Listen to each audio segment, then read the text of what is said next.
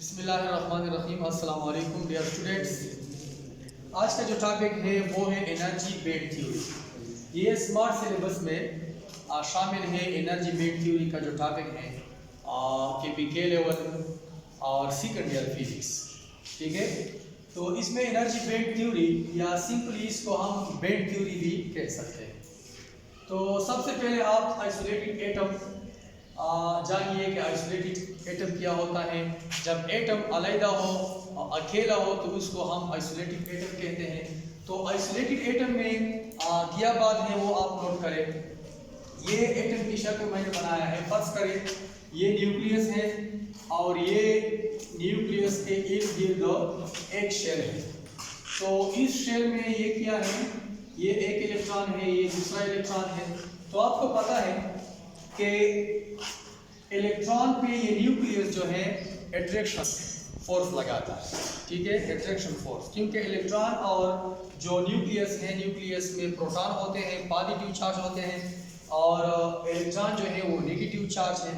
तो इलेक्ट्रॉन पे attraction force लगाता है कौन, ये न्यूक्लियस। तो ये दो इलेक्ट्रॉन जो है ये बाउंड है, और ये आखिरी शेल में जो इलेक्ट्रॉन है वो भी बाउंड है।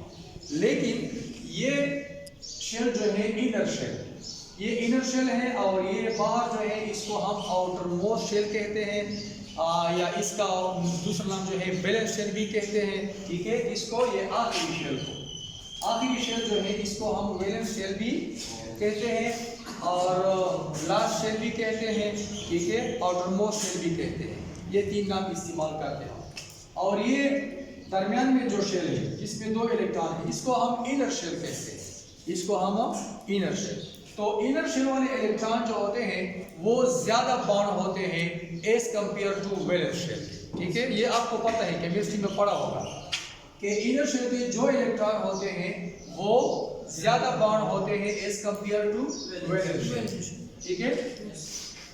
तो ये इनर शेल के जो इलेक्ट्रॉन है, इन इलेक्ट्रॉन की अपनी जगह है। तो उस जगह को हम एनर्जी स्टेट कहते हैं या एनर्जी लेवल कहते हैं। इसी तरह ये लास्ट शेल में जो इलेक्ट्रॉन होते हैं, लास्ट शेल में, बैलेंस शेल में जो इलेक्ट्रॉन होते हैं, उस इलेक्ट्रॉन की अपनी जगह होती है, उसकी अपनी जगह होती है। तो उसको भी हम एनर्जी लेवल या एनर्जी स्टेट कहते हैं। लेकिन इसका जो एनर्जी स्टेट है ये इसके एनर्जी स्टेट से मुख्तलिफ होगा। इस लास्ट शेल का जो इलेक्ट्रॉन है उसका जो एनर्जी स्टेट है, एनर्जी लेवल है, इस इनर शेल के इलेक्ट्रॉन के एनर्जी स्टेट से मुख्तलिफ होगा। तो ये एक एटम मैंने लिया है, ठीक है।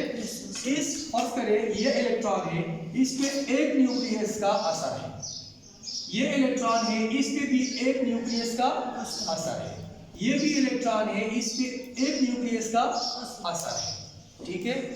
जब हम इसके नजदीक में दूसरा एटम लेते हैं, देखिए इसके नजदीक में हम दूसरा एटम लेते हैं, देखिए यहां पे ये बिल्कुल नजदीक में मैंने दूसरा एटम ले लिया, इसके साथ ये एटम के साथ दूसरा एटम मैंने ले लिया नजदीक में। तो देखिए ये इलेक्ट्रॉन है, मैं फर्ज करें ये इलेक्ट्रॉन देता हूं, ये इस इलेक्ट्रॉन पे इस न्यूक्लियस का असर तो है, लेकिन इस न्यूक्लियस का भी असर होगा। तो इस वजह से देखिए इस इलेक्ट्रॉन का तो अपना एनर्जी स्टेट है, किस न्यूक्लियस की वजह से, इस न्यूक्लियस की वजह से, ठीक है। लेकिन इस न्यूक्लियस की वजह से और भी एनर्जी लेवल बनेगा, और भी एनर्जी लेवल बनेगा, एनर्जी स्टेट बनेगा, किस न्यूक्लियस की वजह से, इस न्यूक्लियस की वजह से। अगर हम इसी तरह और भी एटम यहां पे रखें नजदीक में, देखिए तो मैंने ये इलेक्ट्रॉन कंसीडर किया है, ठीक है। ये मैंने एनर्जी लेवल या एनर्जी स्टेट बनाया है। फर्स्ट करिए ये एनर्जी स्टेट है, क्या है, ये एनर्जी स्टेट है, ये इनर शेल इलेक्ट्रॉन के लिए एनर्जी स्टेट है। ये इनर शेल के जो इलेक्ट्रॉन है, देखिए यहाँ पे एक दो, ये इनर शेल में है, ये भी इनर शेल है, ये इनर शेल है। तो इनर शेल के लिए जो एनर्जी स्टेट है वो ये मैंने बनाया है फॉर इनर शेल। तो जब इलेक्ट्रॉन आइसोलेटेड एटम हो तो उनके इलेक्ट्रॉन के लिए एनर्जी स्टेट है, ठीक है, एनर्जी स्टेट एक है। जब दूसरा एटम हो उसके साथ तो एनर्जी स्टेट एक का इजाफा हुआ, ठीक है, इस न्यूक्लियस की वजह से और एनर्जी स्टेट बना। देखिए यहां पे, ठीक है, जब ये एटम उसके साथ रखा ये, तो इस न्यूक्लियस का असर भी होगा इस पे क्योंकि नजदीक है ये, तो इससे और एनर्जी स्टेट बनता है, ठीक है। इसी तरह आपको पता है कि सॉलिड प्रीवियस लेक्चर में आपने सॉलिड सीख लिया। सॉलिड में बहुत से एटम होते हैं, एक एटम तो नहीं होता सॉलिड में बहुत से एटम होते हैं। तो ये बहुत से एटमों के जो न्यूक्लियस होते हैं, हर न्यूक्लियस से एक एनर्जी स्टेट इलेक्ट्रॉन के लिए बनता है, एनर्जी स्टेट या एनर्जी लेवल, ठीक है। तो मतलब ये है कि यहाँ पे जो स्टेट बना, ये स्टेट्स हैं जिसको हम सब स्टेट कहते हैं, सब एनर्जी लेवल। पहले तो एक एनर्जी लेवल था, तो ये जो है ये और भी इस न्यूक्लियस से और भी एटम होंगे उस न्यूक्लियस से, ठीक है, सारे जो न्यूक्लियस हैं उससे एक एक छोटा स्टेट बनता है, एनर्जी लेवल बनता है। तो ये सब एनर्जी लेवल है। तो इसका मतलब ये है कि ये इनर शेल के जो इलेक्ट्रॉन है, ये दो इलेक्ट्रॉन, ये इलेक्ट्रॉन, इसी तरह और भी एटम होंगे, उसके भी जो इनर शेल के इलेक्ट्रॉन होते हैं, ये एक जगह रहते हैं, ये सब एनर्जी लेवल जो बनाए हैं उसमें होते हैं। तो इस इलाके को हम नाम देते हैं बैंड। जो इलाका होता है उस इलाके को जिसमें वो पाए जाते हैं, इनर शेल के जो इलेक्ट्रॉन पाए जाते हैं सारे, उस सारे इलाके को, उसमें एनर्जी स्टेट होते हैं छोटे, तो उस सारे इलाके को हम बैंड का नाम देते हैं, ठीक है। यहाँ पे देखिए एनर्जी बैंड क्यों है, सिर्फ बैंड कह सकते हैं या एनर्जी बैंड भी कह सकते हैं, बैंड भी कह सकते हैं, सिंपल, ठीक है। तो ये बैंड जो बना है, देखिए इसमें कौन से इलेक्ट्रॉन है, इस बैंड में इनर शेल वाले इलेक्ट्रॉन है, इनर शेल। यहाँ पे इनर शेल और भी हो सकते हैं, यहाँ पे मैंने सिंपलिसिटी के लिए एक इनर शेल बनाया है, इस एटम में एक इनर शेल बनाया है। देखिए तो इनर शेल के जो इलेक्ट्रॉन होते हैं इस बैंड में पाए जाते हैं, तो इस बैंड को हम नाम देते हैं फील्ड बैंड। यह नाम देते हैं फील्ड बैंड। ये फील्ड बैंड सिंपली FB से जाहिर करते हैं, FB, ये फील्ड बैंड। ये जो फील्ड बैंड है डियर, ये हमेशा, इसको नाम इसलिए फील्ड दिया है कि ये हमेशा फील्ड होता है, ये हमेशा कंप्लीटली फील्ड होता है, ये पार्शियली फील्ड नहीं होता, एम्प्टी तो बिल्कुल नहीं होता। जब पार्शियली फील्ड नहीं होता तो एम्प्टी तो बिल्कुल नहीं हो सकता, ठीक है, ये हमेशा फील्ड होता है। और ये फील्ड बैंड के जो इलेक्ट्रॉन होते हैं डियर, वो कंडक्शन में हिस्सा नहीं लेते, करंट पास करने में या करंट के लिए जो इलेक्ट्रॉन दरकार होते हैं वो ये इलेक्ट्रॉन नहीं है, फील्ड बैंड वाले इलेक्ट्रॉन नहीं है, ठीक है। ये फील्ड बैंड वाले इलेक्ट्रॉन जो है ये कंडक्शन में हिस्सा नहीं लेते, ये हमेशा ये बैंड फील्ड होता है। देखिए डियर, ये जो लास्ट शेल में इलेक्ट्रॉन है, ये इलेक्ट्रॉन मैंने कंसीडर किया है, इस इलेक्ट्रॉन पे तो इस न्यूक्लियस का असर है, ये एटम उसके नजदीक है, इसका भी असर है, ठीक है। इसी तरह और भी एटम होते हैं, तो हर न्यूक्लियस का इस पे असर होगा। मतलब ये है कि ये वैलेंस शेल वाले इलेक्ट्रॉन है, इसी तरह इस इलेक्ट्रॉन पे इसका और दूसरों का, ठीक है, इसी तरह इस इलेक्ट्रॉन पे दूसरों का, अपने का, वगैरह, ठीक है। तो ये वैलेंस शेल वाले जो इलेक्ट्रॉन होते हैं उनकी अपनी जगह होती है, ठीक है। तो उनकी जगह को हम बैंड का नाम देते हैं। लेकिन जो वैलेंस शेल वाले इलेक्ट्रॉन जहां पाए जाते हैं, किसमें, सॉलिड में, तो उस बैंड को हम वैलेंस बैंड कहते हैं। जैसा कि यहाँ पे मैंने बनाया है, ये वैलेंस बैंड। तो ये आइसोलेटेड एटम के लिए। जब उसके साथ दूसरा एटम हो तो सब एनर्जी लेवल यहाँ पे आता है, सब एनर्जी लेवल या सब एनर्जी स्टेट, ठीक है। जब और एटम हो तो और भी बना है इसी तरह, ठीक है, एंड सो ऑन। तो ये सब एनर्जी लेवल होते हैं। इसके मतलब ये है कि इसमें एक एटम का इलेक्ट्रॉन है, इसमें दूसरे का इलेक्ट्रॉन है, इसमें तीसरे का, लेकिन ये जगह जो है सारा, इसको हम बैंड का नाम देते हैं, लेकिन इस बैंड को हम वैलेंस बैंड का नाम देते हैं। वैलेंस बैंड, इस बैंड को क्यों कहते हैं? क्योंकि यहाँ पे वैलेंस शेल के जो इलेक्ट्रॉन है हर एटम के 1 2 3, मैंने सिंपलिसिटी के लिए 3 एटम रखे हैं यहाँ पे, तो वैलेंस बैंड के जो इलेक्ट्रॉन है वो यहाँ पे पाए जाते हैं। किसमें? सॉलिड में। ये देखिए, ये सॉलिड के बारे में मैं बात कर रहा हूँ क्योंकि सॉलिड स्टेट फिजिक्स में, ठीक है। तो इस बैंड को हम नाम देते हैं वैलेंस बैंड।